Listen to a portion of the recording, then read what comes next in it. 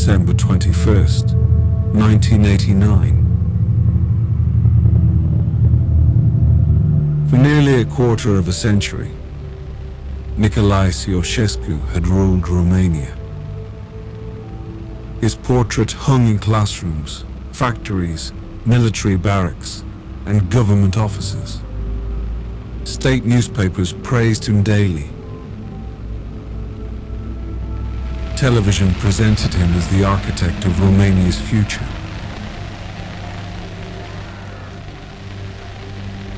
For years, his authority had appeared absolute. Yet, on this cold winter afternoon in Bucharest, something unprecedented happened.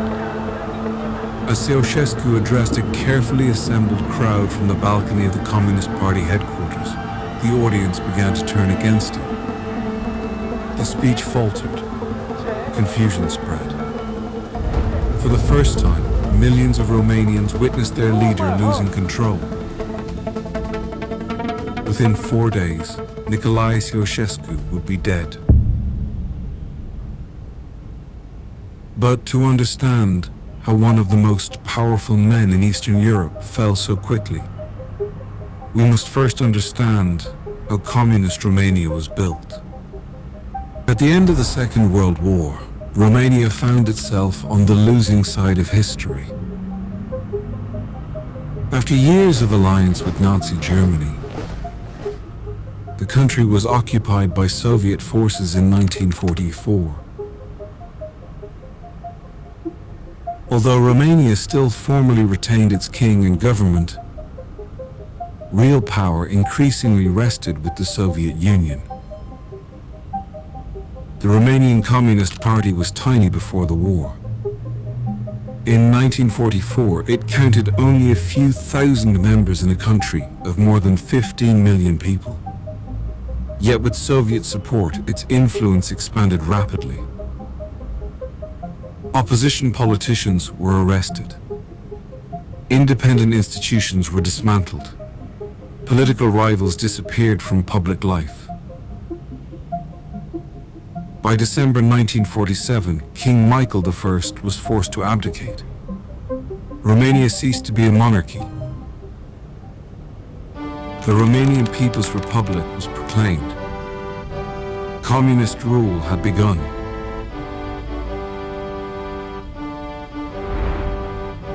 The following years transformed the country. Private businesses were nationalized. Agriculture was collectivized. Factories, mines, railways, and banks came under state ownership. Meanwhile, a powerful security apparatus emerged. Known as the Securitate, it would become one of the most feared institutions in Eastern Europe. Thousands of real and perceived opponents of the regime were imprisoned. Romania was being reshaped according to the Soviet model. Among the rising figures of this new system was a young communist named Nicolae Ceaușescu. Nicolae Ceaușescu was born on January 26, 1918, in the village of Scornicești, located in Olt County in southern Romania. He was the third of 10 children born to Andruța and Alexandrina Ceaușescu, a peasant family with limited means. At the age of 11, he left the village and moved to Bucharest, where he worked as an apprentice shoemaker. During the economic and political instability of the 1930s, he became involved in the illegal Romanian Communist Party. The party had been banned since 1924 and operated underground. Ceaușescu participated in communist youth organizations and distributed political materials, activities that attracted the attention of the authorities. In 1936, he was arrested for communist agitation and spent time in prison. Further arrests followed during the late 1930s and early 1940s. These years proved important for his future career. Many leading Romanian communists, including Gheorghe Gheorghiu-Dej, spent time in the same prison system. Personal relationships formed behind bars would later influence the leadership of communist Romania. Following the communist takeover after the Second World War, Ceaușescu advanced steadily through the party hierarchy. In 1948, he became a senior official within the Union of Communist Youth. By the early 1950s, he held positions within the Ministry of Agriculture and later the Armed Forces. In 1954, he joined the Politburo, placing him among the most influential figures in the country. Throughout this period, Romania was dominated by Gheorghe Gheorghiu-Dej, who ruled as the country's leading communist figure. Although Romania remained a member of the Soviet-led Warsaw Pact, Gheorghiu-Dej increasingly pursued policies that emphasized national autonomy. A major milestone came in 1958, when Soviet troops withdrew from Romania. The withdrawal strengthened the regime's domestic legitimacy and gave Romanian leaders greater room to maneuver within the Eastern Bloc. When Gheorghiu-Dej died on March 19, 1965, several senior figures competed for influence within the party leadership. Ceaușescu emerged as a compromise candidate acceptable to multiple factions. On March 22, 1965, he became first secretary of the Romanian Communist Party. At 47 years old, he was one of the youngest leaders in the Eastern Bloc. Many party officials viewed him as a transitional figure. Few anticipated that he would remain Romania's dominant political leader until 1989. The first decade of Nicolae Ceaușescu's rule coincided with one of the most stable periods in communist Romania's history.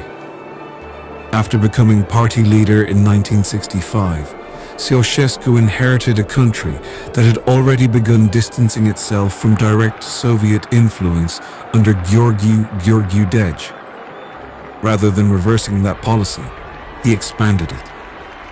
Romanian leaders continued to pursue a more independent foreign policy than most members of the Warsaw Pact. The defining moment came in 1968. Earlier that year, reformist leader Alexander Dubček introduced political and economic reforms in Czechoslovakia. The movement became known as the Prague Spring. Soviet leader Leonid Brezhnev viewed the reforms as a threat to communist control in Eastern Europe. On the night of August 20th, Warsaw Pact forces entered Czechoslovakia. Troops from the Soviet Union, Poland, Hungary, Bulgaria, and East Germany participated in the invasion. Romania did not.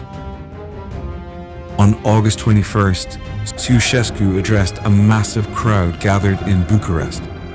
Standing on the balcony of the Communist Party headquarters, he publicly condemned the intervention.